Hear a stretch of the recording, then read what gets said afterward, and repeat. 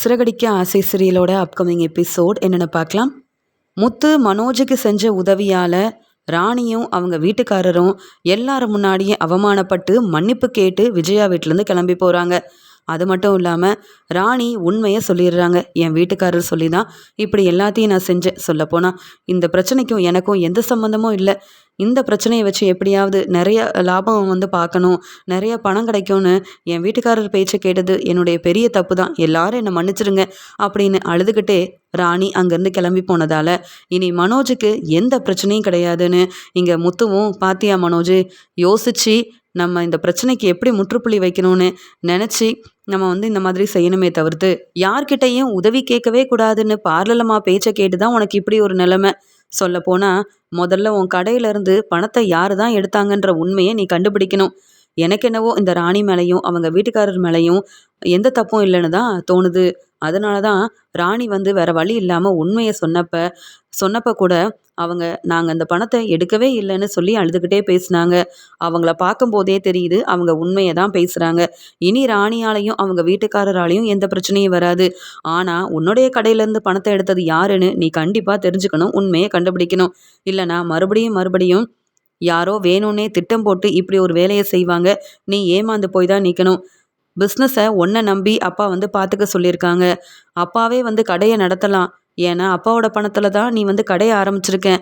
ஆனாலும் அப்பா நீ படித்த படிப்புக்கேற்ற வேலை பார்க்கணுன்னு உனக்காக அந்த பணத்தையும் திரும்பி வாங்காமல் நீ தரேன்னு சொன்ன பணத்தையும் கேட்காம அமைதியாக இருக்கிறதுனால என்ன வேணாலும் செய்யலான்னு நீயும் பார்லலமாவும் நினைக்கக்கூடாது. என்னால் முடிஞ்ச உதவியை செஞ்சுட்டேன். இனி யாராலையும் பிரச்சனை வராது. ஆனால் நீ கொஞ்சம் கவனமாகவே இருக்கணும். ஏன் அங்கே வேலை பார்க்குற ஸ்டாஃபுங்களை மட்டும் இல்லை, பார்லலமாவையும் ரொம்பவே நம்பாதன்னு சொல்கிறாரு முத்து. இதை கேட்ட ரோகிணிக்கு ரொம்ப கோபம் வருது. என்ன இந்த முத்து பெருசாக உதவி செஞ்சிட்டாருன்னு என்ன கூட நம்பக்கூடாதுன்னு இங்கே மனோஜ்கிட்ட முத்து பேசிகிட்டு இருக்காரு. இதெல்லாம் கேட்டுட்டு மனோஜ் வேற தலை குனிஞ்சிட்டு நிற்கிறாரு. எனக்கு இதுவும் வேணும் இன்னமும் வேணும். என்னவோ மனோஜ் நல்லா படிச்சிருக்கான்னு சொல்லி இங்கே அண்ணாமலை மாமா அவருக்கு வந்த பணத்தை என்ன மனோஜ்கிட்டயா கொடுத்தாரு? இல்லையே, அந்த பணத்தை கண்டுபிடிச்சது நான் தான். அந்த பணத்தின் மூலமாக பிஸ்னஸ் ஆரம்பிக்கலான்னு யோசனை சொன்னது நான் தான். இப்போ என்னவோ மனோஜ் கடைக்கு ஓனராக இருக்கிறாருன்னா அதுக்கு காரணம் நான் தான். என்னால் பிரச்சனை வர மாதிரியே இந்த முத்து பேசிகிட்டு இருக்காரு. இதெல்லாம் சரியே இல்லை அப்படின்னு ரொம்பவே கோவமாக தன்னுடைய ரூமுக்கு போகிறாங்க ரோகிணி. உடனே மனோஜும் இனி நான் பிஸ்னஸை கவனமாக பார்த்துக்கிறேன்ப்பா, அப்பப்போ நீங்களும் கடைக்கு வாங்க, இருக்கிற வேலையெல்லாம் நீங்களும் கொஞ்சம் பார்த்துக்கோங்க, யாருடைய உதவியும் எனக்கு தேவையே இல்லை அப்படின்னு கடையில் நடந்த பிரச்சனையை யார்கிட்டையும் சொல்லாமல் இருந்த முத்து, ஆனால் ஒன்னால தான் இந்த பிரச்சனையை சமாளிக்க முடிஞ்சுது அப்படின்னு சொல்லிட்டு அமைதியாக மனோஜும் தன்னுடைய ரூமுக்கு போகிறாரு. உடனே ஸ்ருதி, ரவி, மீனான்னு எல்லாரும் முத்துவை பாராட்டிகிட்டு இருக்க தன்னுடைய ரூமில் இருந்து இவங்க பேசுகிற எல்லாத்தையும் கேட்டுட்டு ரோகிணியால் தாங்கிக்க முடியல. இந்த முத்து நல்ல பேர் வாங்கணும்னு சொல்லி அந்த ராணியவும் அவங்க வீட்டுக்காரரையும் இங்கே நம்ம வீட்டுக்கு கூப்பிட்டு வந்தது மட்டும் இல்லாமல் இங்கே முத்து அந்த பேச்சு பேசியிருக்காரு. அதெல்லாம் புரிஞ்சுக்காம எல்லாரும் பாராட்டி பேசிகிட்டு இருக்காங்க. சொல்லப்போனால் மனோஜை ராணிக்கு கல்யாணமே பண்ணி வச்சுருப்பாரு போல். கேட்டால் இது என்னுடைய திட்டம்னு சொல்லிட்டு இருக்காங்க. எனக்கு ஒன்றுமே பிடிக்கவே இல்லை. இந்த வீட்டில் முத்துவும் மீனாவும் மட்டும்தான் சந்தோஷமாக இருக்காங்க. மனோஜை விரும்பி கல்யாணம் பண்ணிக்கிட்டு இந்த வீட்டுக்கு மருமகளாக வந்த நான் கொஞ்ச நாள் சந்தோஷமாக இருந்தேன். என்னைக்கு முத்துவும் மீனாவும் என்னை பற்றின உண்மையை விஜயாத்துக்கிட்ட சொன்னாங்களோ அன்னையிலேருந்து எனக்கு கொஞ்சம் கூட நிம்மதியே இல்லாமல் இப்படி ஒரு நிலைமையில் இருக்கிறேனே அப்படின்னு சொல்லிட்டு இங்கே ரோகிணியால் இதெல்லாம் தாங்கிக்கவே முடியாத கோவத்தில் இருக்கிறாங்க. வித்யாவை பார்க்கறதுக்காக முருகன் வந்திருக்காரு. இங்கே வித்யாவும் முருகன்கிட்ட கல்யாண விஷயத்தை பற்றி பேசிகிட்டு இருக்கிறாங்க. முருகனும் எங்கள் அம்மா அப்பான்னு எல்லாருமே இந்த கல்யாணத்துக்கு சம்மதம் சொல்லிட்டாங்க. சீக்கிரமாக கல்யாணம் ஏற்பாடு செய்யணும், அதுக்காக கொஞ்சம் பணமும் தேவைப்படுது அப்படின்னு பேசிகிட்டு இருக்காங்க. என்ன செய்யன்னு தெரியாமல் ரோகிணியும் வித்யா வீட்டுக்கு போக உடனே வித்யாவும், வா ரோகிணி, என்ன ஃபோன் பண்ணாமல் வந்திருக்குன்னு கேட்க, நான் உன் வீட்டுக்கு வரணுன்னா ஃபோன் பண்ணிட்டு தான் வரணுமா வித்யான்னு கேட்கும்போது, வேற ஒன்றும் இல்லை, நான் சும்மா தான் கேட்டேன் அப்படின்னு சொல்கிறாங்க.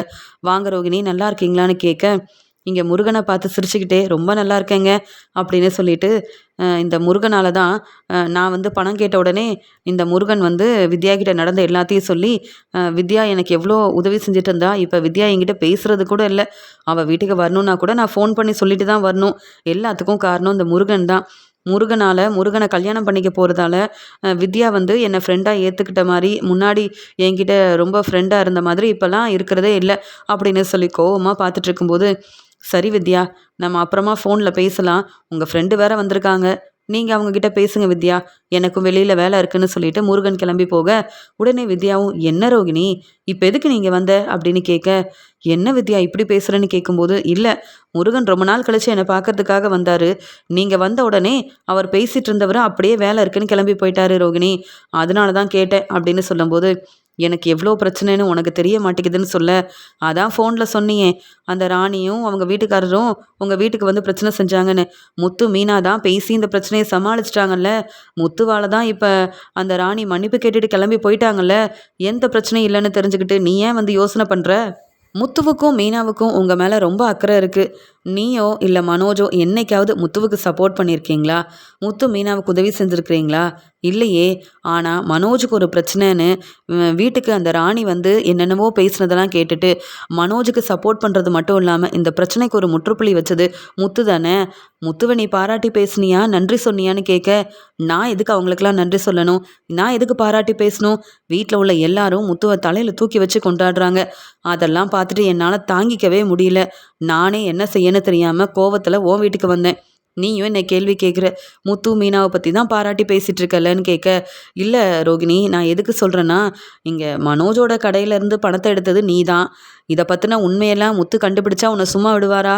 ஆனாலும் மனோஜ் இப்போ நல்லபடியாக கடைக்கு போகிறதுக்கு காரணமே முத்து தானே. பிஸ்னஸ் செய்கிறதுக்கு காரணம் முத்து தானே. இந்த பிரச்சனையிலேருந்து வெளியில் வந்த மனோஜ் எவ்வளோ சந்தோஷமாக கடைக்கு போகிறாரு. அதனால் யோசிச்சு இப்போ வந்து முத்து எப்படி வந்து மனோஜுக்கு உதவி செஞ்சாரோ அதே மாதிரி உனக்கும் முத்துவால் உதவி செய்ய முடியும். பேசாமல் உன்னை பற்றின உண்மையை சொல்லிடு. கிரிஷ் என்னுடைய பையன்தான்ற உண்மையை சொல்லிட்டேன்னா கண்டிப்பாக உனக்கு எவ்வளோ உதவி செய்ய முடியுமோ அவ்வளோ உதவி செய்வாங்க. இல்லை என்னைக்காவது நீ மாட்டிக்கிட்டேன்னா அதுக்கப்புறம் அவங்கக்கிட்ட நீ பதில் பேச முடியாமல் நிற்கணும். முத்துவோட அருமை பெருமை தெரியாமல் நீ இருக்கிற. எனக்கு முத்துவை பற்றியும் மீனாவை பற்றியும் ரொம்ப நல்லா தெரியும். இப்போ கூட முருகன் என்கிட்ட பேசிகிட்டு இருந்தப்ப முத்துவை பற்றி தான் பாராட்டி பேசிகிட்டு இருந்தாங்க. முத்தண்ணன் ரொம்ப நல்லவர், எனக்கு எப்பயுமே வீடு வாங்க உதவி செய்கிறது மட்டும் இல்லாமல் இந்த கல்யாணத்துக்கும் உனக்கு என்ன உதவி வேணும்னாலும் கேளு, நான் செய்வேன்னு சொல்லிட்டு இருக்காரு. நம்பிக்கையான அண்ணன் வந்து முத்தண்ணன் தான் அப்படின்னு சொல்லி பேசுனாங்க. நீ தான் எதையும் புரிஞ்சுக்கிறது இல்லை, யாரையும் நம்புறதில்ல. மனோஜ் இப்போ வரைக்கும் முத்துவுக்கு வந்து எந்த உதவியும் செய்யாமல் முத்துவை வந்து தன்னுடைய தம்பியாகவே பார்க்காம எவ்வளவோ அவமானப்படுத்தியிருக்காருன்னு நீயே சொல்லியிருக்க. ஆனால் மனோஜுக்கு வந்த பிரச்சனையிலலாம் கூட இருந்தது முத்து மட்டும்தான். அதே மாதிரி நீ உண்மையை சொல்லிட்டேன்னா உனக்கும் துணையாக இருந்து உதவி செய்வாங்க. மனோஜும் நீயும் பிரியறதுக்கு முத்துவும் மீனாவும் காரணமாக இருக்க மாட்டாங்கன்னு தான் எனக்கு தோணுது. ஏன்னா கிறிஷ் மேலே முத்துவும் மீனாவும் ரொம்ப பாசமாக இருக்கிறதுனால எப்படியாவது கிறிஷை தன்னுடைய வீட்டுக்கு கூட்டிகிட்டு வந்து பார்த்துக்கணுன்ற எண்ணம் அவங்களுக்கு இருக்குது. கிறிஷோட அம்மா நீதானே தெரிஞ்சா பிரச்சனை பெருசாகாமல் அவங்க உனக்கு பெரிய உதவி செய்வாங்க. நீ வந்து நான் சொல்கிறதெல்லாம் உனக்கு புரியுதான்னு கேட்கும்போது, ரொம்ப நல்லா புரியுது. என்ன புரியுதுன்னு கேட்குறாங்க வித்யா. உன் வீட்டுக்கு வந்தது ரொம்ப பெரிய தப்புன்னு மட்டும் தெளிவாக புரியுது.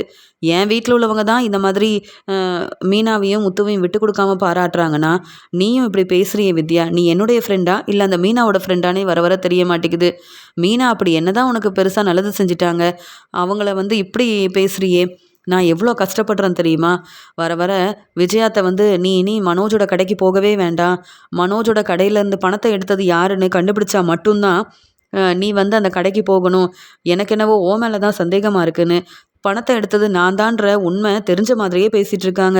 இந்த உண்மை உண்மையாகவே தெரிஞ்சா என்னை சும்மா விட மாட்டாங்க. எனக்கு அந்த வீட்டில் இருக்கவே ரொம்பவே பதட்டமாக இருக்குது. என்ன செய்யன்னு தெரியலன்னு உன்னை தேடி வந்தா நீ இப்படி பேசுகிறத என்னால் ஏற்றுக்கவே முடியல. ஏன் வித்யா எல்லாரும் முத்துவுக்கு சப்போர்ட் பண்ணுறீங்க? முத்து என்ன உண்மையாகவே அவ்வளோ நல்லவரா அப்படின்னு கேட்க, ஆமாம் முத்துவும் மீனாவும் ரொம்ப நல்லவங்க. அவங்க நல்ல மனசு உனக்கு கூட கிடையாது. எனக்கு உதவி செஞ்சது மட்டும் இல்லாமல் எனக்கு ஒரு நல்ல வாழ்க்கை அமைய காரணமே அவங்க 2 பேரும் தான். அது மட்டும் இல்லை, அவங்கள பற்றி நீ சீக்கிரமாக புரிஞ்சுப்ப. நீயே மன்னிப்பு கேட்டு உன்னை பற்றின உண்மையை அவங்கக்கிட்ட சொல்ல தான் போகிற, பார்த்துக்கிட்டே இருன்னு சொல்கிறாங்க. உடனே ரோகிணி, போதும் போதும், எல்லாரும் இந்த மீனா முத்துவை பாராட்டி பேசுகிறத என்னால் தாங்கிக்கவே முடியல. நீயும் அப்படி பேசாத. ஆமாம், உன்னுடைய கல்யாணத்தை பற்றி பேசிகிட்டு இருந்தீங்கல்ல, முருகன் கூட என்ன பேசிகிட்டு இருந்தாரு? கல்யாணத்தை வந்து எப்போ வைக்க போகிறீங்க, எல்லா ஏற்பாடையும் செஞ்சிட்டிங்களான்னு கேட்கும்போது, உடனே கல்யாணம் நல்லபடியாக நடக்கணும்னா நீ வந்து அதுக்கு பிரச்சனை செஞ்சிடக்கூடாதுன்னு சொல்ல, நான் என்ன பிரச்சனை செய்ய போகிறேன்னு கேட்கும்போது, அப்பப்போ என்னை தேடி வர உதவி வேணும்னு கேட்குற. இது எல்லாமே முருகன் பார்க்குறாரு. முருகன் அப்புறம் ஏற்கனவே ஓ மேலே சந்தேகப்படுறாரு. உனக்கு நிறைய பிரச்சனை இருக்குது, நிறைய பணம் கேட்டுட்ருக்க. அதனால் உன்னுடைய ஃப்ரெண்டு இப்போ எதுக்கு வந்தாங்கன்னு என்ன கேள்வி கேட்டால் என்ன பதில் சொல்ல முடியும்? உன் வீட்டில் நடக்கிற பிரச்சனையை பற்றி சொல்ல முடியுமா? இல்லை உன்னை பற்றின உண்மையை என்னால் சொல்ல முடியுமா? எனக்கும் முருகனுக்கும் கல்யாணம் நல்லபடியா நடக்கணும்னா, நீ கொஞ்ச நாளைக்கு இந்த பக்கம் வராத. என்கிட்ட பேசணும்னா ஃபோன்லயே பேசிரு. அது மட்டும் இல்லாம, நீ தான் வந்து எல்லாரையும் ஏமாத்திட்டு இருக்க. என்னையும் அதே மாதிரி முருகன் நெனச்சிடக்கூடாதுல்ல. நான் நெறைய உனக்கு உதவி செஞ்சுட்டேன். இனி உன்னால எனக்கு பிரச்சனை வரக்கூடாது.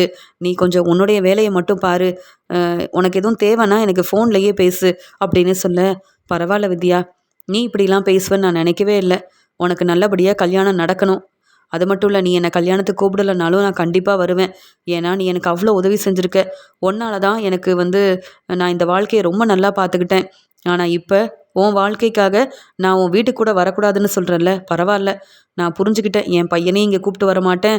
என்னால உனக்கு எந்த பிரச்சனையும் வராதுன்னு சொல்லும்போது, அதான் ரோகிணி, முருகன் என்ன தப்பா நினைச்சிடக்கூடாதுன்னு தான் கிறிஷ வந்து பார்க்கவும் என்னால வர முடியல. கிறிஷையும் உன் அம்மாவையும் இங்க என்னுடைய வீட்டுக்கும் கூப்பிட்டு வர வேண்டான்னு முடிவெடுத்தேன். என்ன தப்பா நினச்சிக்காத. எல்லாமே என் வாழ்க்கைக்காக தான்னு சொல்லும்போது, நீயும் முத்து மீனா மாதிரி நல்ல புத்திசாலியா இருக்கிற வித்யா. உன்னுடைய வாழ்க்கையில எந்த பிரச்சனையும் வராது. நீ என்னுடைய ஃப்ரெண்டு. நான் பிரச்சனை செய்வேனா என்ன? நான் கிளம்புறேன் அப்படின்னு பேசிட்டு வித்யா இப்படி சொன்னதால அழுதுகிட்டே ரோகிணி அங்கேருந்து கிளம்பிடுறாங்க. எப்படியோ ரோகிணி இங்கேருந்து கிளம்பிட்டா. என்னதான் முத்து மீனா மனோஜுக்கு உதவி செஞ்சாலும் ரோகிணி மட்டும் மனசு மாறவே மாட்டிக்கிறா. இந்த ராணியால் எவ்வளோ பெரிய பிரச்சனை வந்திருக்கு. அவங்க கிட்ட ஆதாரம் இருக்குன்னு அவங்க போலீஸ்கிட்ட உதவி கேட்டு இங்கே மனோஜை மாட்டி விட்டுருந்தா என்ன ஆயிருக்கும். ஆனால் எதுவுமே நடக்காம நல்லபடியாக மனோஜுக்கு பிரச்சனையே இல்லாமல் செஞ்சுருக்காரு முத்து. எனக்கே இதெல்லாம் கேட்க அவ்வளோ சந்தோஷமா இருக்கு. முத்து மீனாவை பாராட்டணும்னு தோணுதுன்னா இந்த ரோகிணியும் அப்படி தானே செஞ்சுருக்கணும். ஏன் ரோகிணி மட்டும் முத்து மீனாவை யாரும் பாராட்டினா ரோகிணிக்கு பிடிக்க மாட்டேங்குது. ரோகிணி ஏன் இவ்வளோ பொறாமப்படுறா? சொல்லப்போனால் ரோகிணி கண்டிப்பாக திருந்தவே மாட்டா போல. அப்புறம் ரோகிணிக்கு நம்ம ஏன் உதவி செய்யணும் அப்படின்னு சொல்லிட்டு யோசிக்கிறாங்க வித்யா. தன்னுடைய வேலையை முடிச்சுட்டு ரோகிணி வீட்டுக்கு வராங்க. இங்கே மீனா கிட்ட ரொம்ப சந்தோஷமாக ஸ்ருதி பேசிகிட்டு இருக்காங்க. பார்த்தீங்களா மீனா, மனோஜுக்கு ஒரு பிரச்சனைன உடனே இங்கே முத்து யோசிச்சு எவ்வளோ பெரிய முடிவெடுத்தாரு. அப்போ கூட என்ன ஏதுன்னு தெரியாமல் நான் நின்னேன். ஆனால் இங்கே முத்துவால தான் மனோஜுக்கு எந்த பிரச்சனையும் இல்லாமல் இப்போ எல்லாமே சரியாயிடுச்சுலன்னு சொல்ல, மனோஜ் முத்துவுக்கு எந்த உதவியும் செஞ்சதில்ல. ஆனால் முத்து மட்டும் எல்லாருக்கும் உதவி செய்கிறாரு அப்படின்னு பெருமையாக பேசிகிட்டு இருக்காங்க. ரோகிணிக்கு கொஞ்சம் கூட பிடிக்கல. எல்லாரும் இப்படி பேசுகிறாங்கல்ல, அதுக்கு காரணம் இந்த முத்துவும் மீனாவும் தானே அப்படின்னு சொல்லிட்டு, ஸ்ருதி, என் வீட்டுக்காரர் மனோஜ் இல்லாதப்ப நீங்கள் எதுக்கு மனோஜை பற்றி பேசுகிறீங்கன்னு கேட்க, இல்லைங்க நான் ஒன்றும் தப்பாக பேசலையே, வீட்டில் நடந்த பிரச்சனையை பற்றி தானே பேசிகிட்டு இருக்கேன். முத்து மட்டும் உதவி செய்யலைனா மனோஜ் இந்த பிரச்சனையிலேருந்து வெளியில் வந்திருப்பாரா? இல்லையே. முத்து வந்து மனோஜுக்கு என்னென்ன வேணும்னு பார்த்து பார்த்து யோசித்து எப்படியெல்லாம் வந்து பேசினாரு. அதனால தானே ராணி அவங்க வீட்டுக்காரரை பலார் பலார்னு வெளுத்து வாங்கி உண்மை என்னன்னு சொல்லி, என் வீட்டுக்காரரால் தான் நான் இப்படி வந்து பொய் சொல்லிட்டேன் மன்னிச்சிருங்கன்னு அவங்களே உண்மையை சொல்கிற மாதிரி செஞ்சது எல்லாமே இங்கே முத்து தானே. உங்களால் அப்படி செய்ய முடியலல்ல. நீங்கள் ஏமாந்து அவங்க கேட்டப்பெல்லாம் பணத்தை கொடுத்து தானே அனுப்புனீங்க. கடைக்கு ராணியும் அவங்க வீட்டுக்காரரும் வந்தப்ப நீங்கள் அவங்க கேட்ட பொருளெல்லாம் கொடுத்து அனுப்புனீங்கல்ல. ஆனால் நீங்கள் தானே பெரிய பிஸ்னஸ் செய்கிறேன்னு பேசிக்கிட்டே இருந்தீங்க. முத்து சாதாரண கார் டிரைவர் தான் சொன்னேன். நீங்கள் வந்து உங்களுக்கு வந்த இந்த பிரச்சனையை சமாளிச்சிருக்கணும். ஆனால் நீங்கள் அப்படி செய்யவே இல்லை. என்ன இருந்தாலும் இப்போ வரைக்கும் விஜயாத்தை வந்து முத்துவை மகனாக ஏற்றுக்காமல் இருந்ததுக்கு காரணமும் மனோஜ் தான். விஜயாத்தை வந்து முத்துக்கிட்ட பேசாமல் இருக்கிறதுக்கு காரணமும் மனோஜ் தான். ஆனால் அதெல்லாம் பெருசாக எடுத்துக்காம முத்து எவ்வளோ பெரிய உதவி செஞ்சுருக்காரு. அதை பற்றி பேசிகிட்டு இருந்தோம். நீங்கள் ஏன் இதெல்லாம் கேட்டுட்டு கோவப்படுறீங்க? நாங்கள் வேறு எதுவும் பேசவே இல்லைங்கன்னு சொல்ல, போதும் போதும், எல்லாரும் முத்துவை பாராட்ட வேண்டிய அவசியம் இல்லை. முத்து அப்படின்னா பெரிய முடிவெடுத்துட்டாரு. அவர் என்னென்ன சொன்னாருன்னு உங்களுக்கு கொஞ்சம் ஞாபகம் இருக்கா? ராணியை மனோஜ் கல்யாணம் பண்ணிக்கணும், அப்போ தான் வந்து இந்த பிரச்சனைக்கு ஒரு முற்றுப்புள்ளி கிடைக்கும்னு சொன்னார். இதெல்லாம் யாராவது இப்படி பேசுவாங்களா? மனோஜோட மனைவி நான் இருக்கும்போது இங்கே முத்து யாருங்க அப்படி முடிவெடுக்கிறதுக்கு? இதில் நீங்கள் வேற பாராட்டி பேசுறதுக்கு ஒன்றுமே இல்லை. முத்துவை பார்த்தாலே எனக்கு கோவம் தான் வருது. முத்து தானங்க வேணும்னே எங்களை அவமானப்படுத்துறதுக்கு அந்த ராணியமும் அவங்க வீட்டுக்காரரையும் நம்ம வீட்டுக்கு கூப்பிட்டு வந்தது. பிரச்சனையை சமாளிக்கிறதுக்காக கூப்பிட்டு வரலங்க. இந்த பிரச்சனை மூலமாக எங்களை அவமானப்படுத்தணுன்றதுக்காகவே, எங்களை தலகுனிய வைக்கணுன்றதுக்காகவே கூப்பிட்டு வந்திருக்காரு. முத்து நினச்ச மாதிரியே அவருக்கு நல்ல பேர் கிடச்சிருச்சு. நானும் மனோஜும் தலகுனிஞ்சு நிற்கிறோம். இதை பார்த்துட்டு உங்களுக்கு ரொம்ப சந்தோஷமாக இருக்குல்ல மீனா? இப்போ கூட ஸ்ருதி பேசிகிட்டு இருக்கும்போது நீங்கள் பதில் பேசாமல் சந்தோஷமாக நிற்கிறீங்க. முத்துவுக்கு நல்ல பேர் கிடைக்கணும் அப்படி தானே? இனி எங்களுடைய வாழ்க்கையிலையோ பிரச்சனையிலையோ தலையிடுற வேலை வேண்டான்னு இங்கே முத்துக்கிட்ட தெளிவாக பேசிடுங்க மீனா. இல்லைனா நான்லாம் பார்த்துட்டு இனி அமைதியாக இருக்க மாட்டேன். என்னையும் மனோஜையும் பிரிக்கணும்னு திட்டம் போட்டு முத்து இப்படிலாம் செஞ்சிட்ருக்காரு. இனி இப்படிலாம் செஞ்சா அப்புறம் நானும் மனோஜும் இங்கேருந்து நாங்கள் தனி குடித்தனத்துக்கு போகிறோன்னு உங்களால் கிளம்ப வேண்டியதாக இருக்கும் அப்படின்னு சொல்லிடுறாங்க ரோகிணி. உடனே ஸ்ருதியும், என்ன பேசுகிறீங்க? நான் தான் மீனா கிட்ட பேசிகிட்டு இருந்தேன். நான் தான் முத்துவை பாராட்டி பேசினேன். என்ன நடந்துச்சு, என்ன பேசுகிறோன்னு கூட தெரியாமல் மீனாவை எதுக்குங்க திட்டுறீங்க?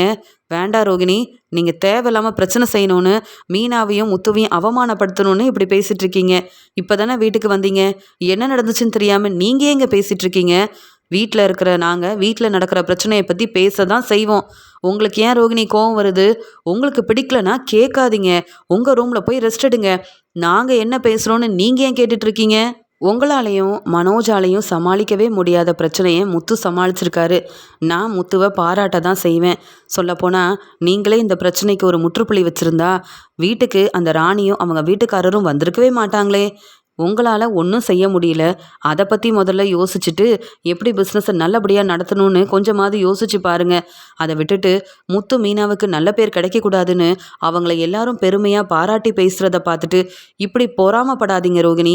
வேற வேலை இருந்தால் போய் பாருங்க. அதை விட்டுட்டு நாங்கள் என்ன பேசுகிறோன்னு இங்கே நின்று கேட்டுட்டு இருக்காதீங்க. தேவையில்லாமல் மீனாவை பற்றியோ முத்துவை பற்றியோ என் முன்னாடி பேசுனீங்கன்னா நானும் பார்த்துட்டு அமைதியாக இருக்க மாட்டேன். உங்களை விட எனக்கு முத்து மீனா தான் முக்கியம். புரியுதில்ல ரோகிணி, உங்கள் வேலையை பார்க்குறீங்களான்னு சொல்லிடுறாங்க. உடனே மீனாவும், என்ன ஸ்ருதி இப்படிலாம் பேசுகிறீங்கன்னு கேட்க, இந்த ரோகிணிக்கெலாம் இப்படி பதில் சொன்னாதான் அமைதியாக இருப்பாங்க. நம்ம என்னங்க தப்பாக பேசணும்? வீட்டில் நடந்த விஷயத்தை பற்றி பேசணும். நான் முத்துவை பாராட்டி பேசுகிறது இந்த ரோகிணிக்கு பிடிக்கலங்க. அதான் இப்படி கோவப்படுறாங்க. இவங்கக்கிட்ட மெதுவாக அவங்களுக்கு புரிகிற மாதிரி சொன்னால் கேட்கவே மாட்டாங்க. அவங்க எப்படி பேசுகிறாங்களோ அதே மாதிரி பதில் சொன்னாதான் அமைதியாக போவாங்க ரோகிணி. என்னை பார்த்து நீங்களும் தெரிஞ்சுக்கோங்க மீனா. இந்த ரோகிணிக்கெலாம் இனி நீங்கள் சமைச்சு கொடுக்காதீங்க. நீங்கள் எவ்வளோ வேலை செய்கிறீங்க இந்த ரோகிணிக்காக. ஆனாலும் ரோகிணி உங்களை புரிஞ்சுக்காமல் இருக்காங்க பாருங்கள். எதுக்கு தான் இந்த வீட்டு மருமகளாக ரோகிணியை கூப்பிட்டு வந்தாங்களோ தெரியல. நீங்கள் எவ்வளோ பொறுப்பாக இருக்கீங்க. உங்களையே புரிஞ்சுக்காதவங்க மற்ற எங்களையா புரிஞ்சுக்க போகிறாங்க இந்த ரோகிணி அப்படின்னு சொல்லி பேசிகிட்டு இருக்க ரோகிணி யோசிக்கிறாங்க. இந்த ஸ்ருதி எப்போ பார்த்தாலும் நம்மளை அவமானப்படுத்திக்கிட்டே இருக்கா. மீனாவுக்கு ஏன் முன்னாடியே சப்போர்ட் பண்ணுறால. நான் பார்த்துக்கிறேன். சீக்கிரமாக மனோஜோட மனசை மாற்றி இந்த வீட்டிலேருந்து நம்ம கிளம்பிடணும். அது மட்டும் இல்லை, இந்த வீட்டில் இருக்கிற வரைக்கும் இந்த மீனா, முத்து, ரவி, ஸ்ருதின்னு எல்லாருமே ரொம்ப சந்தோஷமாக இருப்பாங்க. எனக்கு இந்த நிலைமை தான் இருக்கும். அதனால் இந்த வீட்டில் இருக்கவே கூடாதுன்னு ரொம்பவே கோவத்தில் இருக்கிறாங்க ரோகிணி. ஸ்ருதி சீக்கிரமாகவே புது ரெஸ்டாரண்ட் ஆரம்பிக்க போகிறதுனால எல்லா ஏற்பாடையும் செய்கிறதுக்காக புது ரெஸ்டாரண்ட்டுக்கு போகிறாங்க. அங்கே வேலை செய்கிற எல்லார்கிட்டேயுமே பேசிட்டு மீனா இங்கே தான் டெக்கரேஷன் ஆர்டரை செய்யணும். அது மட்டும் இல்லை, மீனாவுக்கு இப்போ நிறைய வேலை இருக்குது. புது பிஸ்னஸ் வேறு ஆரம்பிச்சிருக்காங்க. எப்படி என்னுடைய ரெஸ்டாரண்ட்டில் வந்து வேலையெல்லாம் செஞ்சு தர போகிறாங்களோ தெரியல. இருந்தாலும் மீனா கிட்ட நான் சொல்லிட்டேன். அவங்க கண்டிப்பாக பொறுப்பாக அவங்க வேலையை செய்வாங்க. எனக்கு நம்பிக்கை இருக்குது அப்படின்னு அங்கே ரெஸ்டாரண்ட் வேலைகள் நல்லபடியாக நடக்குதுன்னு பார்த்துட்டு ரொம்ப சந்தோஷமாக சீக்கிரமாகவே இந்த ரெஸ்டாரண்ட்டுடைய திறப்பு விழா ஃபங்க்ஷனையும் வைக்கணும். எப்படியாவது ரவியும் வரணும். ரவி மட்டும் இந்த ரெஸ்டாரண்ட்டுக்கு ஓனராக இருந்தால் எவ்வளோ நல்லா இருக்கும் அப்படின்னு எல்லா ஏற்பாடையும் பார்த்துட்டு அங்கேருந்து வராங்க. வரும்போது ரோகிணியை பார்க்குறாங்க. ரோகிணி மட்டும் இல்லை, ரோகிணியோட அம்மா, கிருஷ்ணு எல்லாருமே அவங்க அங்கே பேசிக்கிட்டே போகிறத கவனிக்கிறாங்க. உடனே இங்கே ஸ்ருதியும், இவங்க உண்மையாகவே ரோகிணி தானா? நம்ம ஏற்கனவே வீட்டில் ரோகிணி பிரச்சனை செஞ்சாங்க, அதே ஞாபகத்தில் இருக்கிறதுனால நான் இப்படி யோசிக்கிறேனா அப்படின்னு பார்த்துக்கிட்டே இருக்கும்போது, இல்லை ரோகிணியே தான். இன்றைக்கி நிறைய வேலை இருக்குன்னு சொல்லி மனோஜ் கிட்ட பேசிகிட்டு இருந்தாங்க. ஆமாம், இங்கே என்ன செய்கிறாங்க அப்படின்னு சொல்லிட்டு ஸ்ருதி யோசிக்கிறாங்க. ரோகிணி கிட்ட போய் பேசலாமா அப்படின்னு யோசிச்சுட்டு, கிறிஷ் கூட எதுக்கு வந்தாங்க ரோகிணி? இங்கே மீனா, முத்து கிறிஷை நம்ம வீட்டுக்கு கூப்பிட்டு வந்தப்போ கூட மீனா முத்துவை கேள்வி கேட்டாங்க ரோகிணி. யார் யாரையோ எதுக்கு வீட்டுக்கு கூப்பிட்டு வரீங்கன்னு கேள்வி கேட்டவங்க இப்போ கிறிஷ் கூட வந்து இங்கே வர வந்திருக்காங்கன்னா என்னன்னு தெரியலையே. கிறிஷோட பாட்டியும் இருக்கிறாங்க. எதுக்காக ரோகிணி கூப்பிட்டு வந்திருக்காங்க ஒன்றும் புரியல அப்படின்னு சொல்லி யோசிக்கிறாங்க. ரோகிணி கிட்ட பேசலான்னு போனால் கண்டிப்பாக நம்ம மேலே இருக்கிற கோவத்தில் பேச மாட்டாங்க. ஆனால் எதுக்காக கிறிஷோட பாட்டியவும் கிறிஷையும் வெளியில் கூப்பிட்டு வந்திருக்காங்க? இவங்க யாருக்கும் தெரியாமல் கிறிஷை பார்க்க போகிறாங்களா என்னன்னு எனக்கு ஒன்றும் புரியல. ஆனால் உண்மையை நான் கண்டுபிடிக்கணும் அப்படின்னு சொல்லிட்டு இங்கே ரோகிணி எங்கே போகிறாங்கன்னு பார்க்குறதுக்காக தன்னுடைய வேலையெல்லாம் விட்டுட்டு ரெஸ்டாரண்ட்லேருந்து வெளியில் வந்த ஸ்ருதியும் அவங்க பின்னாடியே போக ஆரம்பிக்கிறாங்க. அந்த சமயம் இங்கே கிறிஷோட பாட்டி, கல்யாணி நம்ம கோயிலுக்கு தானே போகிறோன்னு சொல்லும்போது, ஆமாம்மா கோயிலுக்கு போகணும், மகேஸ்வரியும் வரேன்னு சொல்லியிருக்கா. அதுக்கப்புறம் நீங்கள் வீட்டுக்கு போகும்போது மகேஸ்வரி கூட கிளம்பிடுங்க, நானும் வீட்டுக்கு கிளம்பிடுவேன்னு சொல்கிறாங்க. அப்படியா? ரொம்ப நாள் வந்து கிறிஷ் கேட்டுக்கிட்டே இருந்தான். அம்மா எங்கேயும் வெளியில் கூப்பிட்டு போக மாட்டேங்கிறாங்கன்னு. இன்னைக்கு தான் உனக்கு நேரம் கிடச்சிருக்கு எங்களை வெளியில் கூப்பிட்டு வர்றதுக்கு, அப்படி தானேன்னு கேட்குறாங்க. அதெல்லாம் ஒன்றும் இல்லைம்மா, எனக்கு நிறைய வேலை இருக்குது, வீட்டில் நிறைய பிரச்சனை, என்னெல்லாம் நடந்துச்சுன்னு நான் சொன்னால் உங்களால் தாங்கிக்கவே முடியாதுமா. ஏற்கனவே மனோஜோட பிஸ்னஸில் நிறைய பண தேவைகள் இருந்தது. அப்பப்போ என் நகையெல்லாம் வச்சு நான் பணத்தை ஏற்பாடு பண்ணி கொடுத்துட்ருந்தேன். உங்களுக்கே தெரியும், நீங்கள் கூட என் நகையெல்லாம் கொண்டு வந்து கொடுத்தீங்கல்ல, அது மனோஜுக்காக தாம்மா நான் அந்த பணத்தெல்லாம் ஏற்பாடு பண்ணி கொடுத்தேன். இப்போ ராணி அவங்க வீட்டுக்காரர் ராஜான்னு அவங்கள நான் கடைக்கு வேலைக்கு சேர்த்தேன். அவங்களால நிறைய பிரச்சனை வந்துருச்சு. எப்படியோ முத்துதாம்மா அந்த பிரச்சனையை சமாளிச்சிட்டாருன்னு சொல்ல, அப்படியா முத்து தம்பியா அப்படின்னு கேட்குறாங்க. ஆமாம்மா, முத்து தான். முத்துவே அவங்கள கூப்பிட்டு நல்ல பெயர் வாங்குறதுக்காக பிரச்சனையை சமாளிக்கிற மாதிரி பேசி என்னென்னவோ செஞ்சுட்டாருமா அப்படின்னு சொல்ல, கண்டிப்பாக முத்து தம்பி நல்ல பெயர் வாங்குறதுக்காக இப்படி செஞ்சுருக்க மாட்டாரு. தன்னுடைய அண்ணன் மனோஜோட வாழ்க்கை நல்லா இருக்கணும், மனோஜ் யார்கிட்டையும் ஏமாந்து போய் நிற்கக்கூடாதுன்ற நல்ல மனசோட தான் இங்கே முத்து தம்பி உதவி செஞ்சுருப்பாரு. நீ எப்போ தான் முத்துவையும் மீனாவையும் புரிஞ்சுப்பேன்னு தெரிய மாட்டேங்குதுன்னு சொல்லும்போது, அம்மா என்ன பேசுகிறீங்க? சந்தோஷமாக உங்களை வெளியில் கூப்பிட்டு வந்திருக்கேன். என்னை பற்றி பேசாமல் நான் நடந்ததை பற்றி சொன்னால் அதை அப்படியான்னு கேட்டுக்கணும். அதை விட்டுட்டு அந்த முத்துவை பாராட்டி பேசுகிறீங்க, இதெல்லாம் சரியில்லைம்மா அப்படின்னு சொல்லும்போது, இல்லை ரோகிணி, அவங்க எவ்வளோ பெரிய உதவி செஞ்சுருக்காங்க, நீ புரிஞ்சுக்காமல் இப்படி பேசுகிறது தப்பு தானே. ஏற்கனவே நீ சொல்லி தான் நான் மீனாவோட வீட்டில் போய் முத்து தம்பியை அந்த பேச்சு பேசிட்டு வந்தேன். இப்போ வரைக்கும் நான் முத்து தம்பிக்கிட்ட மன்னிப்பு கேட்கணுன்ற எண்ணம் மட்டும்தான் இருக்குது. நீயும் இப்படி பேசுறியே, அவங்க செஞ்ச உதவியை நீ நினச்சி பார்க்க மாட்டியா என்ன? சொல்லப்போனால் கிறிஷுக்கும் உனக்கும் முத்து தம்பியும் மீனாவும் உதவி தான் செய்கிறாங்க. என்னைக்கு தான் புரிஞ்சுக்க போறியோ தெரியல. நல்லா கோயிலில் வேண்டிக்க, நீ திருந்தணும்னு சொல்லி நானும் வேண்டிக்கிறேன் அப்படின்னு சொல்கிறாங்க. உடனே இங்கே கிறிஷும் ரோகிணி கிட்ட, அம்மா முத்துமாமா மீனாத்தை எப்போ என்னை பார்க்க வருவாங்க? ஏற்கனவே வந்தப்போ சரியாக நான் பேசவும் இல்லை, அவங்க என்கிட்ட பேசணும்னு ரொம்ப ஆசைப்படுவாங்க. நீங்களே உங்கள் வீட்டிலேருந்து முத்துமாமாவையும் மீனாத்தையும் நம்ம வீட்டுக்கு கூப்பிட்டு வரீங்களா? மகேஸ்வரியத்தை வீட்டுக்கு கூப்பிட்டு வந்தீங்கன்னா கொஞ்ச நேரம் அவங்க என் கூட இருப்பாங்கல்ல. முத்துமாமாவும் மீனாத்தையும் என் கூட இருந்தால் எனக்கு அவ்வளோ சந்தோஷமாக இருக்கும்.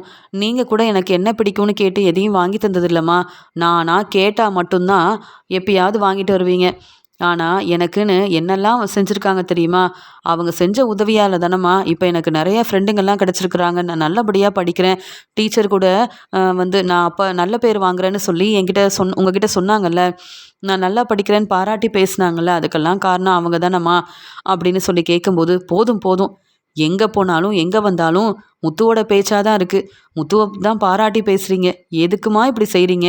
நம்ம கோயிலுக்கு வந்திருக்கோமா, நம்ம வேலையை பார்ப்போமா அப்படின்னு சொல்லிட்டு அங்கே ரோகிணி தன்னுடைய அம்மாவையும் கிருஷையும் கோயிலுக்கு கூட்டிகிட்டு போகிறாங்க. என்னதான் நடக்குது, ரோகிணி எதுக்காக இவங்க கூட வந்திருக்காங்கன்னு பார்க்கறதுக்கு இங்கே ஸ்ருதி பேரதிர்ச்சியோடு நிற்கிறாங்க. இவ்வளோ நேரம் இங்கே கிறிஷோட பாட்டி ரோகிணி கிட்ட பேசிகிட்டு இருந்ததுக்கு காரணம் ரோகிணி அவங்களோட பொண்ணா? அப்போ கிறிஷோட அம்மா வேறு யாரும் இல்லை, இந்த ரோகிணி தான்.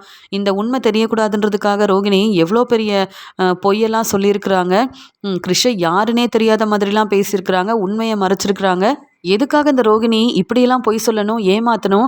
இந்த உண்மையை சொல்லி மனோஜை கல்யாணம் பண்ணியிருந்தா பிரச்சனையே இருந்திருக்காது. கிறிஷ் நம்ம வீட்டிலே இருந்திருப்பானே. கிறிஷை நாங்கள் எல்லாரும் எவ்வளோ நல்லா பார்த்துருந்துருப்போம். ஆனால் தன்னுடைய பையனை பற்றின உண்மை தெரியக்கூடாது அப்படின்னு சொல்லி இப்போ வரைக்கும் உண்மையை சொல்லாமல் இருக்கிறாங்க ரோகிணி. நான் சந்தேகப்பட்டது சரியாயிருச்சு. அப்போ கிறிஷோட அம்மா வேறு யாரும் இல்லை, ரோகிணி. இதை வீட்டில் போய் சொன்னால் பெரிய பிரச்சனையே வந்துடுமே, என்ன செய்கிறது?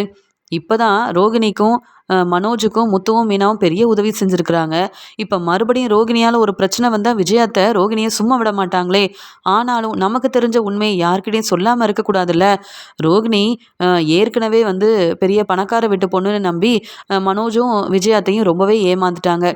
அப்போவே விஜயாத்தை ரோகிணியை வெளுத்து வாங்கி இந்த வீட்டில் நீ இருக்கக்கூடாதுன்னு முடிவெடுத்தாங்க. அப்போயாவது பாட்டி கேட்டப்போ உண்மையை சொல்லியிருக்கலாம். அப்போவும் உண்மையை சொல்லாமல் இவங்க இப்படி ஒரு வேலையை செஞ்சிட்ருக்காங்க. இங்கே கிறிஷோட பாட்டியும் கிறிஷும் இவங்க சொந்தக்காரங்கன்னு சொல்லியிருக்கலாமே. உண்மையை ரோகிணி மட்டும் இல்லை, ரோகிணியோட அம்மா கிறிஷுன்னு எல்லாருமே இந்த உண்மை தெரியக்கூடாதுன்னு இப்படி ஒரு வேலையை செஞ்சுருக்குறாங்க அப்படின்னு அங்கே ரோகிணி எதுக்காக அவங்க அம்மா கூடயும் பையனையும் கூப்பிட்டுட்டு வந்தாங்க, எல்லா உண்மையும் தெரிஞ்சுக்கிறாங்க இங்கே ஸ்ருதி. ரோகிணி மேலே ஸ்ருதிக்கு ரொம்பவே கோவம் வருது. மீனா முத்துவை பாராட்டி பேசினா ஸ்ருதிக்கு கொஞ்சம் கூட பிடிக்கிறதே இல்லை. ஸ்ருதி என்ன பேச்சு பேசுகிறாங்க, இப்போ இவங்க செஞ்சதெல்லாம் மட்டும் சரியா என்ன? உண்மையை மறைச்சிருக்கிறாங்க, பொய் சொல்லியிருக்காங்க, குடும்பத்தையே ஏமாத்தியிருக்காங்க.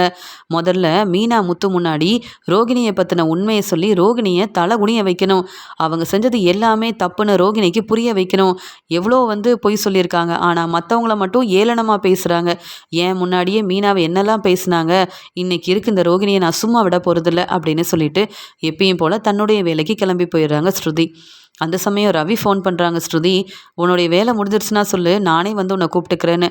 ஆமாம் ரவி, உன்கிட்ட ஒரு முக்கியமான விஷயம் பேசணும்னு சொல்ல. அப்படியா, சரி நான் வரும்போது பேசிக்கிறேன்னு சொல்லும்போது, இல்லை உங்கள் அண்ணி ரோகிணியை பற்றி தான் நான் பேசியே ஆகணும்னு சொல்கிறாங்க. என்ன பேசணும்னு கேட்கும்போது, முத்து மீனா ரோகிணிக்கும் மனோஜுக்கும் உதவி செஞ்சப்ப இங்கே ரோகிணி மட்டும் முத்துக்கு நன்றி சொல்லாமல் எவ்வளோ கோவமாக இருந்தாங்க அப்படின்னு சொல்ல. ஆமாம், ரோகிணி அண்ணி முத்துவை புரிஞ்சிக்கல, முத்து மேலே உள்ள கோவத்தில் அப்படி பேசுகிறாங்க அப்படின்னு சொல்லும்போது, ஆனால் அந்த ரோகிணி என்னெல்லாம் செஞ்சுருக்காங்கன்னு உனக்கு தெரியுமா அப்படின்னு கேட்க, ரோகிணி அண்ணி அப்படி என்ன செஞ்சாங்கன்னு கேட்கும்போது, கிறிஷ் வேறு யாரும் இல்லை, நம்ம வீட்டில் இருக்க ரோகிணியோட பையன்தான்னு சொல்கிறாங்க. என்ன ஸ்ருதி, இதெல்லாம் நம்புற மாதிரியா இருக்குது? நீ உண்மையை சொல்கிறியா, இல்லை ரோகிணி அண்ணி மேலே உள்ள கோவத்தில் இப்படிலாம் பேசிகிட்டு இருக்கியான்னு கேட்குறாரு ரவி. நீ என்ன நான் சொன்னால் கேட்க மாட்டியா? என்கிட்ட ஆதாரம் இருக்குது. நீ முதல்ல வீட்டுக்கு வா, நானே வீட்டுக்கு வந்துடுறேன், நீ என்னை கூப்பிட வர வேண்டாம். ஆனால் கண்டிப்பாக உண்மை என்னன்னு எல்லாருக்கும் தெளிவாக ஆதாரத்தோட நான் புரிய வைக்கிற ரவின்னு சொல்லும்போது, என்னாலேயே நீ சொல்கிறத நம்ப முடியல. வீட்டில் உள்ள மற்றவங்க இதை புரிஞ்சுப்பாங்களா, நம்புவாங்களா? நீ வேணும்னே பிரச்சனை செய்யாத, நீ அமைதியாருன்னு சொல்கிறாங்க. உண்மை என்னன்னு தெரிஞ்சுக்கிட்டு நான் எதுக்காக அமைதியாக இருக்கணும்? பொய் சொல்லி ஏமாத்துற ரோகிணி யாரையும் மதிக்க மாட்டேங்கிறாங்க. முத்து மீனா நல்லது செஞ்சாலும் புரிஞ்சுக்க மாட்டேங்கிறாங்க. ஏன்னா அவங்கள பற்றின உண்மையை யாரும் கண்டுபிடிக்க கூடாதுன்னு நினைக்கிறாங்க ரோகிணி. ஆனால் இன்னைக்கு ரோகிணிக்கு சரியான பாடம் புகட்ட தான் போகிறேன். ஏன் முன்னாடி மீனா முத்துக்கிட்ட இவங்க நன்றி சொல்லணும், மன்னிப்பு கேட்கணும். தன்னை பற்றின உண்மை யாருக்கும் தெரியக்கூடாதுன்னு நினைக்கிற ரோகிணி அடுத்தவங்கள ஏமாத்துறாங்க, அடுத்தவங்கள கோவமாக பேசுகிறாங்க, அடுத்தவங்கள கொஞ்சம் கூட மதிக்காமல் இருக்கிறாங்களே, இதெல்லாம் தப்புன்னு நான் தான் புரிய வைக்க போகிறேன் ரவின்னு சொல்லும்போது, ஸ்ருதி இப்படிலாம் நீ பேசினா வீட்டில் பிரச்சனை பெருசாகும், நிறைய பிரச்சனை வரும். மனோஜ் ரொம்ப பாவம், இப்போ தான் இருந்த பிரச்சனையிலேருந்து வெளியில் நல்லபடியாக அவன் கடைக்கு போயிருக்கான். மறுபடியும் ரோகிணி அண்ணியை பற்றி இதெல்லாம் பேசணுமா? உனக்கு நல்லா தெரியுமா இங்கே கிறிஷோட அம்மா ரோகிணி அண்ணியா? தெளிவாக நீ உண்மையை கண்டுபிடிச்சியா அப்படின்னு கேட்கும்போது, நான் சொல்கிறேன்ல நீ வீட்டுக்கு வா, நான் பேசுகிறேன் அப்படின்னு சொல்லிட்டு ஃபோனை வச்சிடுறாங்க. அதே மாதிரி ரொம்ப கோவமாக ஸ்ருதியும் வீட்டுக்கு வராங்க. அங்கே ரவியும் வந்துடுறாரு. ஸ்ருதி கொஞ்சம் யோசிச்சு பாருன்னு சொல்லும்போது, உங்கள் அண்ணன் முத்துக்கு ஃபோன் பண்ண சொன்னலன்னு சொல்ல, முத்து வந்துக்கிட்டே இருக்கான் அப்படின்னு சொல்லும்போது, உடனே இங்கே விஜயாவை ஸ்ருதி கூப்பிடுறாங்க. அண்ணாமலை மாமாவையும் கூப்பிட்டு உட்கார வைக்கிறாங்க. அந்த சமயம் அங்கே வந்த விஜயா, என்னம்மா ஸ்ருதி, உன்னுடைய புது ரெஸ்டாரண்ட்டை பற்றி பேசுகிறதுக்காக கூப்பிட்றியான்னு கேட்க, ஆமாம் அந்த ரெஸ்டாரண்ட்டை பற்றி பேசுகிறதுக்கு இப்போ ஒன்றுமே இல்லை, எல்லா ஏற்பாடுமே நல்லபடியாக நடக்குது. ரெஸ்டாரண்ட்டை ஆரம்பிக்கும் போது நீங்கள் வந்தால் போதும், அதை விட ஒரு முக்கியமான விஷயத்த பேசணும்னு சொல்கிறாங்க. அப்படி என்னம்மா பேச வேண்டியது இருக்குன்னு கேட்கும்போது, முத்துவும் மீனாவும் முதல்ல வரட்டும் அப்படின்னு சொல்ல, அங்கே ஸ்ருதி உட்காடுறாங்க. என்ன இன்னும் மீனா வரலையா? ரொம்ப டயர்டாக இருக்குது, காஃபியெல்லாம் தருவாங்கன்னு பார்த்தா இந்த மீனா அப்படி எங்கே தான் போயிருக்காங்கன்னு கேட்கும்போது, உடனே ஸ்ருதி சொல்கிறாங்க, என்ன ரோகிணி, உங்களுக்கு தான் வேறு வேலை இல்லை, வீட்டுக்கு சீக்கிரமாக வந்துட்டீங்க. உங்களை மாதிரியே மீனாவும் இருக்க முடியுமா? வீட்டு வேலையை முடிச்சுட்டு வெளியில் நிறைய ஆர்டர் கிடச்சிருக்குன்னு மீனாவும் முத்துவும் கிளம்பி போயிருக்காங்க. வேணும்னா காஃபியெல்லாம் நீங்களே செஞ்சுக்க வேண்டியதானே? நீங்கள் உங்களுக்கு வேணுன்றதை மீனா தான் செஞ்சு கொடுக்கணுமான்னு கேட்கும்போது, என்ன ஸ்ருதி எப்போ பார்த்தாலும் மீனாவுக்கு சப்போர்ட் பண்ணிகிட்ருக்கீங்க, உங்களுக்கு வேறு வேலையே இல்லையா? நான் மீனா கிட்ட தான் காஃபி கேட்கலான்னு நினச்சேன், நீங்கள் உடனே சப்போர்ட் பண்ண இப்படி பேசுகிறீங்க. வீட்டு வேலையெல்லாம் நான் என்றைக்கும் பார்த்ததே இல்லைங்க. நான் சமைச்சா இங்கே யாரும் சாப்பிட மாட்டாங்கன்னு நான் கிச்சன் பக்கம் போகிறதே இல்லை. எங்கே என்ன இருக்குன்னு கூட எனக்கு தெரியாது. மீனாக்கு தான் எல்லா வேலையும் சரியாக செய்ய தெரியும்னு தான் மீனாவை எங்கே இருக்காங்கன்னு கேட்டேன். அதுக்குள்ளே உங்களுக்கு இவ்வளோ கோவம் வருது அப்படின்னு சொல்லி பேசுகிறாங்க. என்ன ரோகிணி, மீனா கிட்ட பேசுகிற மாதிரியே என்னை எதிர்த்து பேசினா அமைதியாக இருப்பேன்னு நினைக்கிறீங்களா? நான்லாம் அமைதியாக இருக்க மாட்டேங்க. ஏற்கனவே நீங்கள் என்னென்ன செஞ்சுருக்கீங்கன்னு, உங்கள் லட்சணம் என்னன்னு எனக்கு நல்லாவே தெரியும் ரோகிணி அப்படின்னு சொல்கிறாங்க. என்ன பேசுகிறீங்க ஸ்ருதி, தேவையில்லாமல் பேசாதீங்க அப்படின்னு சொல்லும்போது, நான் வேணும்னு தான் பேசுகிறேன், ஆனால் உண்மையை தெரிஞ்சுக்கிட்டு பேசுகிறேன் அப்படின்னு சொல்கிறாங்க ஸ்ருதியும். முத்து, மீனா, மனோஜ்னு எல்லாருமே வீட்டுக்கு வந்த உடனே இங்கே மீனாவும், என்ன ஸ்ருதி சீக்கிரமாக வீட்டுக்கு வர சொன்னீங்க, என்ன பிரச்சனை அப்படின்னு கேட்க, எல்லாம் இந்த ரோகிணியை பற்றின உண்மையை சொல்கிறதுக்கு தான் அப்படின்னு சொல்லும்போது, என்னங்க உண்மை அப்படின்னு கேட்க, ஆமாம் பழகுரலே, எனக்கு கூட நிறைய வேலை இருந்தது, நீ வர சொன்னேன்னு தான் வந்துட்டேன், என்னாச்சு அப்படின்னு கேட்குறாரு முத்து. இப்போ நான் உண்மையை சொல்ல தயாராக தான் இருக்கேன். ஏன்னா இன்னைக்கு ரோகிணி எங்கே போனாங்கன்னெலாம் தெரியாது. ஆனால் அவங்க அம்மா கூடயும் அவங்க பையன் கிறிஷ் கூடயும் வெளியில் கோயிலுக்கெல்லாம் போயிட்டு வந்தாங்க அப்படின்னு சொல்ல, என்ன பேசுகிற நீ? கிறிஷ் கூட வந்து ரோகிணி கோயிலுக்கு போனாளா? அது சரிதான். ஆனால் கிறிஷோட அம்மா ரோகிணின்னு சொல்கிற, இதை எப்படி நம்புறது அப்படின்னு கேட்குறாங்க விஜயா. உடனே மனோஜும், என்ன ஸ்ருதி இதெல்லாம்? முத்து தான் முதல்ல உண்மையை கண்டுபிடிக்கிறேன்னு இப்படி எல்லாரையும் உட்கார வச்சு இங்கே நடந்த உண்மையெல்லாம் சொல்லிகிட்டே இருப்பான். இப்போ நீயும் ஆரம்பிச்சிட்டியா? ரோகிணி பார்லரில் வேலை இருக்குன்னு காலையிலேயே என்கிட்ட பேசிகிட்டு இருந்தா. ரோகிணி வந்து கோயிலுக்கு போகணுன்னா என்னை கூப்பிட்ருப்பா, இல்லையா அம்மா கூட போகணும்னு ஆசைப்படுவா. எதுக்காக வந்து கிறிஷையும் கிறிஷோட பாட்டியவும் கூப்பிட்டு போகணும்? அப்படிலாம் நடக்க வாய்ப்பே இல்லை. நீ வேற யாரையோ பார்த்துட்டு வந்து ரோகிணி தான் இப்படி செஞ்சாங்கன்னு பேசிகிட்டு இருக்க அப்படின்னு சொல்லும்போது, இல்லை முதல்ல நானும் அப்படி தான் யோசித்தேன். ஆனால் ரோகிணி போன இடத்துக்கெல்லாம் நானும் போனேனே. வேணும்னா ஆதாரத்தை பார்க்குறீங்களா? நான் வந்து இப்படி சொன்னால் நீங்கள் யாரும் நம்ப மாட்டீங்கன்னு எனக்கு தெரியும். ரோகிணி வீட்டில் உள்ள எல்லார் மேலேயும் ரொம்ப கோபமாக இருக்காங்க. முத்து மீனாவை என்னென்னலாம் பேசுகிறாங்க. ஆனால் அவங்க செஞ்சது மட்டும் சரியானு நீங்கள் எல்லாரும் பார்த்து உண்மையை புரிஞ்சுக்கிட்டு என்கிட்ட சொல்லுங்க அப்படின்னு சொல்கிறாங்க. உடனே விஜயாவும் ரோகிணியை பார்த்துக்கிட்டே, அப்படி இந்த ரோகிணி என்னதான் செஞ்சான்னு தெரியல, ஸ்ருதி இந்த பேச்சு பேசுகிறாளே அப்படின்னு சொல்லிட்டு ஆதாரத்தை வந்து பார்க்க ஆரம்பிக்கும் போது தான் தெளிவாக தெரியுது. ரோகிணி தன்னுடைய பையன் கிறிஷ்கிட்டையும் தன்னுடைய அம்மா கிட்டேயும் பேசிகிட்டே இருந்தது.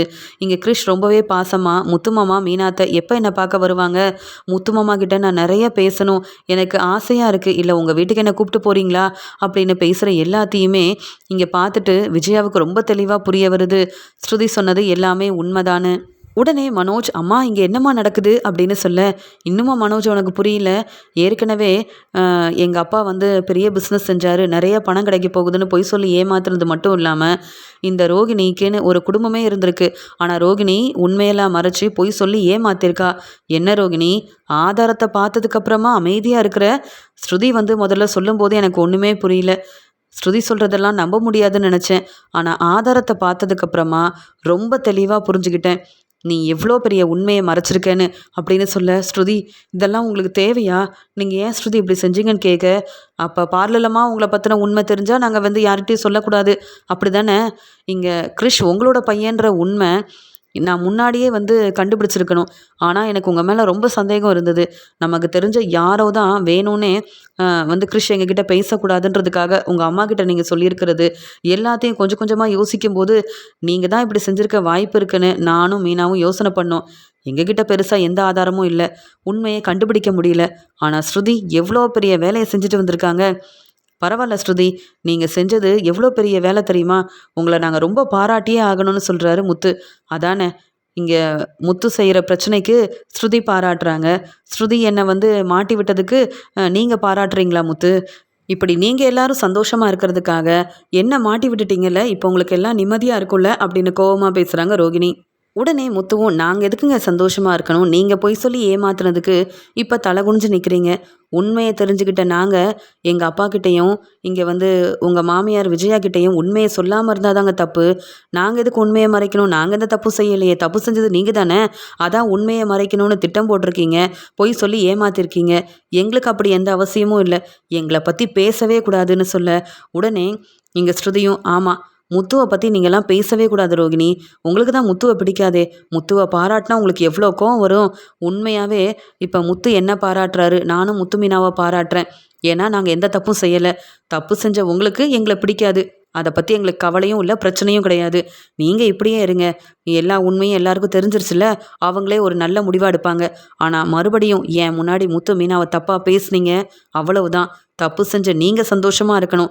நீங்கள் தப்பு செஞ்சிட்டீங்கன்ற உண்மையை கண்டுபிடிச்ச நாங்களா தலை குனிஞ்சு நிற்கணும்? நீங்கள் தான் தலை குனிஞ்சு நிற்கணும். ஏன்னா பொய் சொல்லி ஏமாத்திருக்கீங்க. இப்படிலாம் பேசுகிறத விட்டுட்டு திருந்துற வழியை பாருங்கன்னு சொல்கிறாங்க ஸ்ருதி. உடனே விஜயா ரொம்ப கோவமா, ஸ்ருதி சொல்கிறது சரிதானே, நீ செய்கிற தப்பெல்லாம் செஞ்சுட்டு இப்படி வந்து அழுதுகிட்டே நிற்ப, நாங்கள் உன்னை மன்னிக்கணுமான்னு கேட்க, மனோஜ் நீயாவது புரிஞ்சுக்கோ, உன்னை கல்யாணம் பண்ணிக்கணுன்றதுக்காக நான் பொய் சொன்னேன். ஆனால் என்னை பற்றின உண்மையை உன்கிட்ட சொல்லிடணும்னு நினச்சேன். ஆனால் வீட்டில் அதுக்குள்ளே எவ்வளோ பிரச்சனை வந்துருச்சு, அதனால தான் என்னால் சொல்ல முடியல. கிறிஷ் என்னுடைய பையன்தான். கிறிஷை வந்து நம்ம வீட்டுக்கு நான் கூட்டிகிட்டு வரேன். நீ எப்படி என்னை மன்னிச்சிருவேன்ற நம்பிக்கை இருக்குது. கிறிஷை நம்ம பார்த்துக்கலான்னு சொல்கிறாங்க. அது எப்படி இப்படி உனக்கு ஒரு நம்பிக்கை இருக்கலாம்? முத்துவும் மீனாவும் எனக்கு உதவி செஞ்சதுனால இப்போ நான் பிஸ்னஸை பார்த்துக்கிறேன். ஆனால் உன்னால் எனக்கு எப்பயுமே பிரச்சனை தான் வருது. இப்போ உனக்குன்னு ஒரு வாழ்க்கை இருக்குதே, அந்த மட்டும் இல்லாம உன்னுடைய வாழ்க்கைக்காக என்ன நம்ப வச்சு நீ ஏமாத்தியிருக்க. இப்ப கிறிஷ வேற இந்த வீட்டுக்கு கூட்டிட்டு வருவியா? கிறிஷ் உன்னுடைய பையன். கிறிஷ பாத்துக்கிற பொறுப்பு உனக்கு இருக்கு. ஆனா, உங்கள பாத்துக்க வேண்டிய பொறுப்பு எனக்கு இல்ல. ஏன்னா, நீ தான் என்ன ஏமாத்திருக்க. நான் உன்ன ஏமாத்தல. இனி இப்படிலாம் பேசினேன்னா அவ்வளவுதான், நான் பாத்துட்டு அமைதியா இருக்க மாட்டேன். ஸ்ருதி இன்னைக்கு வந்து உண்மைய சொன்னதால உன்ன பத்தின எல்லாமே எங்களுக்கு தெரிய வந்துருச்சு. உன்னுடைய லட்சணம் என்னன்னு நாங்க புரிஞ்சுக்கிட்டோம். ஆனா மறுபடியும் இப்படிலாம் என்கிட்ட பேசாத, மன்னிப்பு கேட்காத. என்னைக்கும் உன்ன நான் மன்னிக்கவே மாட்டேன். அப்படின்னு மனோஜ் ரொம்ப கோவமா பேச, விஜயா ரோகிணிய பலார் பலார்ன்னு வெளுத்து வாங்குறாங்க. ரோகிணி இப்படியெல்லாம் பொய் சொல்லி ஏமாத்துவான்னு நான் எதிர்பார்க்கவே இல்ல. எங்க அம்மா முன்னாடி இனி நான் பொய் சொல்லவே மாட்டேன்னு சொன்ன ரோகிணி இப்ப தலை குனிஞ்சு அழுதுகிட்டே நிக்கிறாங்க. என்னதான் இருந்தாலும் ரோகிணி சொன்ன பொய்யால என் பையன் மனோஜோட வாழ்க்கையில இவ்ளோ பெரிய பிரச்சனை வந்துருச்சே அப்படின்னு இனி ரோகிணிய மன்னிக்கவே கூடாதுன்னு ரோகிணி மேல ரொம்பவே கோவத்துல இருக்கிறாரு அண்ணாமலை.